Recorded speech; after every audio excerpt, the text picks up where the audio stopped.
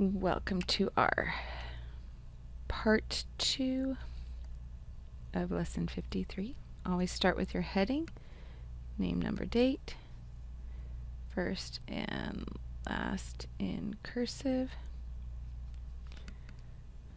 Okay, my number is pi. Remember to write the date you are actually working on these notes, not necessarily the date I am writing. Our subject is math. Alright, so here our directions say convert the decimal to a fraction and identify the decimal on the number line. So we're just practicing going between a decimal and a fraction. We have one place after the decimal, so we need one placeholder in the denominator. This is the tenths place, so we need a 10. And then the 9 just goes in the numerator. So we've done the first part, 9/10. Now we need to identify the decimal on the number line. So we're going between 0 and 1.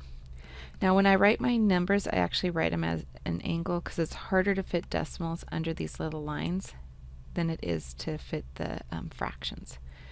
So this is 1/10, 2/10, 3/10, because you want it right under the line because that tells you that's where the piece ends. 5/10, 6/10, 7/10, 8/10, 9/10. So where is 9/10? It's right here. So we put the dot right on the line where 9/10 is. Okay, so here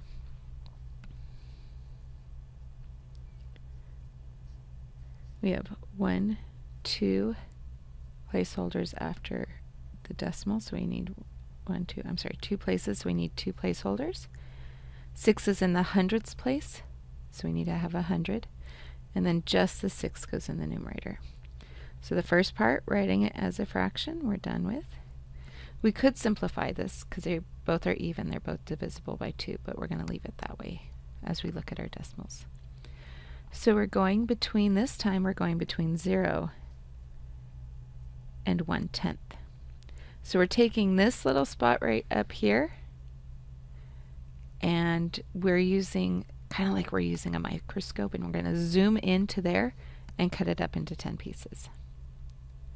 So we're taking this little spot and we're zooming into it to look at our hundredths. Between that 0 and 1/10, it can be cut into smaller pieces, but it'd be very difficult to write it on that. So we're going to zoom in, and we have 100th, 200ths, 300ths, 400ths, 500ths, 600ths, 700ths, 800ths, 900ths. So to get 600ths, that would be right here. So put your dot right on the number line, right on it, where the 600ths is. 1 and 200ths. So we have one whole, and then we have 2 places after the decimal, so we need 2 placeholders. This is in the hundredths place, so we need 100, and the 2 goes here. Now it could be simplified into 1/50th. I could divide both by 2, but I'm going to leave it in this form. I could also write it as 102 hundredths, that mixed number. So I could have 1 and 200ths, the mixed number, or the improper fraction. I misspoke on that.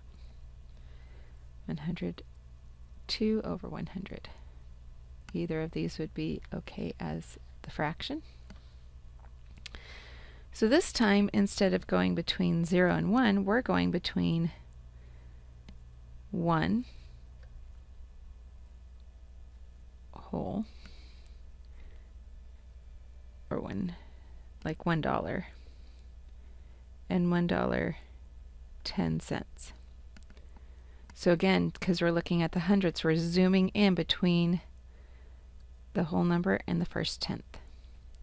So we have 1 and 1/10, or like $1 and $1.01, $1.02, 1 and 3/10, 3 hundredths, 1 and 4 hundredths, 1 and 5 hundredths, 1 and 6 hundredths, 1 and 7 hundredths, 1 and 8 hundredths, 1 and 9 hundredths, and then 1 and 10 hundredths, or 1 and 1/10. 1 and 2/10 is right here. Now if we had the full number line, we would actually have a piece here to represent from 0, actually a very long piece, from 0 to 1. But we're only looking at the piece we need to identify it. Okay. Last one, we have 4 11 hundredths. So 4 whole, and then 2 places after needs 2 placeholders, because this last digit's in the hundredths place, so I should have 100. We have 11 up here, so 11 hundredths. Or with that 100 in the denominator, we could put the whole thing on top. We could have that improper fraction. So our fractions are our mixed number 4 11 hundredths, or the improper fraction of 411 hundredths. $4.11 is the same amount as 411 pennies. Those are equal amounts. Okay, so this time we are actually going between 1/10 and 2/10. So 4 and 1/10 all the way to 4 and 2/10. So 4 and after 10 would be 11. 4 and 12 hundredths. 4 and 13, 4 and 1/10 or 4 and 10 hundredths. 4 and 2/10 or 4 and 20 hundredths. Okay, so 13, 4 and 14 hundredths, or 14 cents, since cents means 100. 4 and 15 hundredths, 4 and 16 hundredths, 4 and 17 hundredths, and notice I say and when there's a decimal. That's where the and belongs. 4 and 18 hundredths, 4 and 19 hundredths, and then 4 and 20 hundredths. So 4 and 11 hundredths is right here on the number line. So that's where we put our dot to represent it. Okay, so now that we have done identifying decimals on a number line, it's time for you to do some more practice with that. Thank you for joining me.